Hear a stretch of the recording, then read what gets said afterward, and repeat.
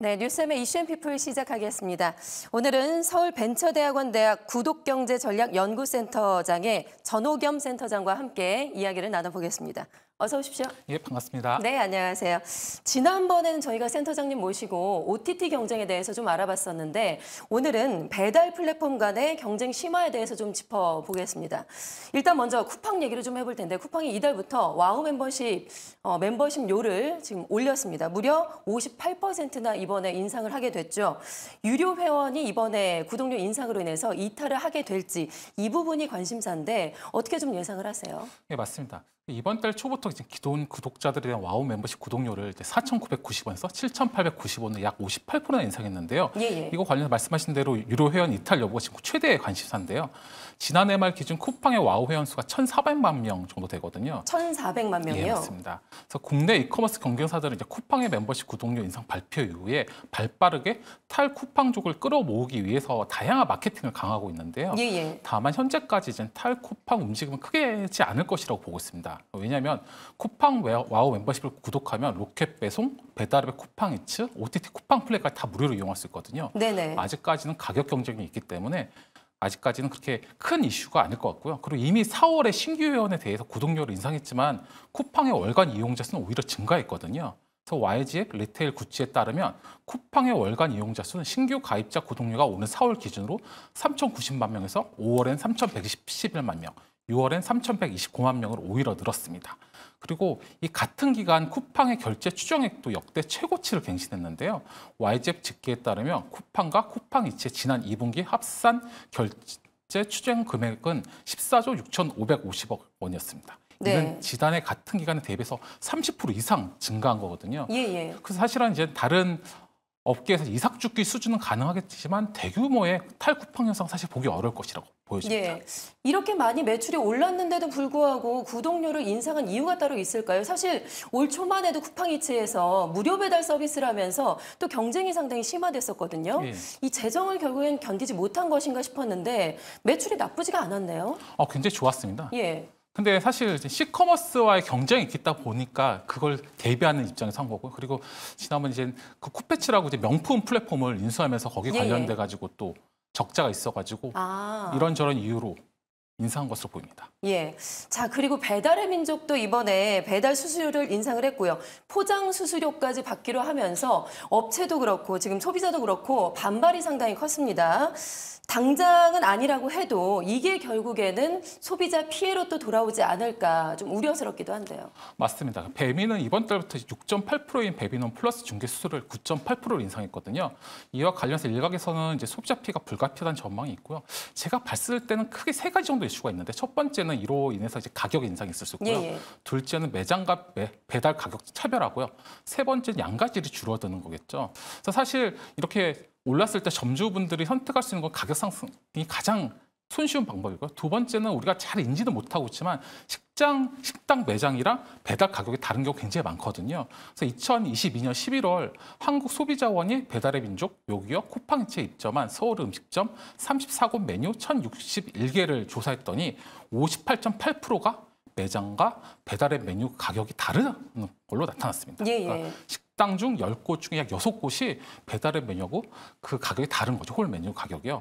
그래서 소비자원은 매장보다 비싼 M 메뉴의 평균 가격은 6,700원 정도로 매장 평균 가격보다 약 10% 정도 배달 음식 가격이 더 비싸다고. 10%나요? 맞습니다. 그래서 이렇다 보니까 매장과 배달 가격이 같다고 인증해주는 배달 플랫폼도 좀 나왔고요.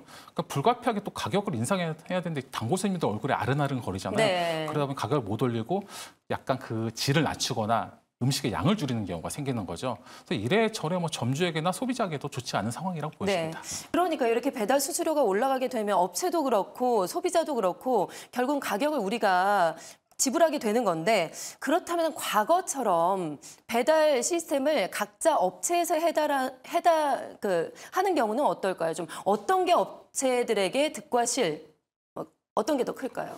글쎄요. 그거 관련해가지고는 사실 지금 각 지자체에서 앱을 하고 있는데 지금 몇 개 지자체 같은 경우는 그 배달앱 자체가 굉장히 안 되는 데도 있고 일부 지자체 같은 경우 그 앱이 잘 된 경우도 있거든요. 근데 제 생각에는 이거를 좀 광역적으로 앱을 설치해가지고 이렇게 특정 배달 플랫폼에 의존하는 걸 좀 탈피해야 될 거로 보입니다. 예, 알겠습니다. 자, 이럴 때 그리고 틈새 시장을 노리는 업체들이 꼭 있죠. 이번에 요기요는 구독료를 반대로 인하를 했습니다. 그리고 다양한 혜택까지 소비자에게 주겠다라고 얘기를 했는데 또 여기다가 네이버하고 협업을 하면서 앞으로 기대감이 상당히 높아지고 있는 상황이에요. 하반기 반등을 기대해 볼 수도 있을까요? 예, 이거 관련해서 모바일 인덱스 기준으로 요기요의 월간 이용자 수가 2023년 6월에 약 한 737만 명이었는데요. 올해 6월 554만 명으로 한 25% 감소하였습니다. 실제로 요기요는 지금 떨어지는 월간 이용자 수가 계속 늘어나고 있어가지고 지금 큰 문제인데 그러다 보니까 이걸 회복하기 위해서 구독료 인하도 하고 무료 배달 혜택도 선보이면서 고객 붙잡기에 총력을 다하고 있는데요. 요기요가 지난 3월에 지금 쿠팡 이츠에서 업계 이자를 내줬거든요. 그 후에도 계속 지금 이렇게 좀 지지부진하다 보니까 지금 다양한 방법으로 지금 소비자를 잡기 위해서 하다가 구독료만 낮춘 게 아니라 국내 포털 이름 아까 말씀하신 네이버 손잡고 요기패스 X 위드 네이버 플러스 멤버십이라고 그 네이버 플러스 멤버십 고객들이 그 추가 금액 없이 이용할 수 있게 해줬거든요. 그래서 지금 현재 네이버 플러스 멤버십 가입자 수는 약 800만 명으로 굉장히 많거든요.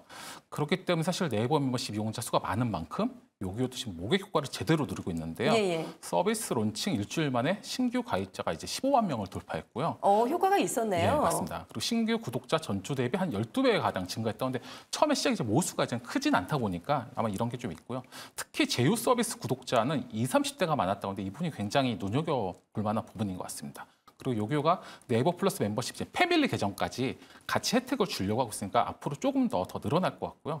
그리고 네이버가 사실 쿠팡에 이어서 구독자 수는 제일 많기 때문에 네이버와 손을 잡은 건 사실 정말 좋은 선택이고요.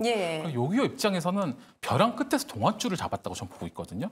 근데 그렇다고 하더라도 와우 멤버십 고객 수가 지금 1,400만 명을 훌쩍 넘을 거라고 보고 있기 때문에 락인 효과나 장기적 성장을 봤을 때는 네이버 이외에도 신세계, 롯데 등 이 다양한 회사의 구독 멤버십과 오픈 콜라보를 해서 파일을 계속 더 늘려가야지만 아마 다시 이 탈환이 가능할 것으로 보입니다. 그러니까요. 이 효과가 언제까지 장기적으로 갈지는 좀 더 지켜봐야겠죠. 맞습니다. 알겠습니다. 이렇게 배달 플랫폼 간의 경쟁이 상당히 심화하면서 이탈하는 고객들을 잡기 위해서 업체에서는 뭐 여러 가지 혜택들을 늘리고 있잖아요. 이렇게 되면 우리 소비자에게는 득이 될 것 같기도 하고 아니면은 뭐 앞서 말씀드린 대로 결국에는 고객한테 돌아와서 결국엔 소비자 가격이 슬금슬금 오를 것 같기도 하고 이 배달 플랫폼 간의 경쟁이 입점업체와 고객에게는 어떤 효과나 어떤 영향을 좀 미치게 될까요? 맞습니다. 최근 업계 1위 뱀이 이제 배달 수수료를 인상하고 신규 입점 업주를 대상으로 한 포장 수수료를 받기 시작하면서 이제 입점 업체들 반발하면서 이제 서서히 탈퇴하는 업체들 나올 거라 보고 이제 다른 요기요 등등이 지금 유인책을 펼치고 있는데요. 그래서 예를 들어가지고 지금 업계인 쿠팡이츠 내년 3월까지 예정된 포장 수수료 무료 정책을 연장하겠다고 밝혔고요. 또 업계 3위인 요기요는 업계 2등을 탈환하기 위해서 정산 주기를 주 단위에서 일 단위로 확 줄였거든요. 그리고 아까 말씀하신 것처럼 유료 멤버십 구독료도 줄이고 네이버와 지금 오픈 콜라보도 하고 있죠. 그래서 입점 업체 고객에 어필을 하고 있고요.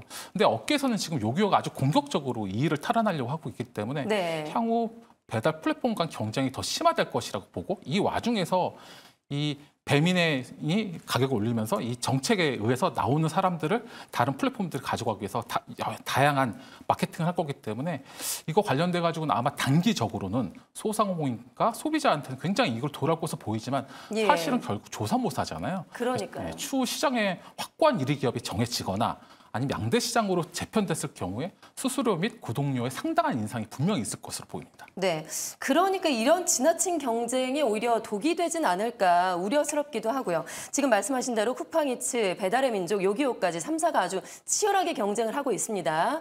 최후의 승자, 진정한 승자는 과연 누가 될 것인가 어떻게 좀 전망하세요? 그렇죠. 사실 오랜 기간을 버틸 수 있는 자본효과 소비자가 느끼는 편익이 중요한 것으로 보이는데요. 사실 이 길고 긴 출혈 경쟁에서 살아남으려면 사실 모 회사가 튼튼해야 되는데요.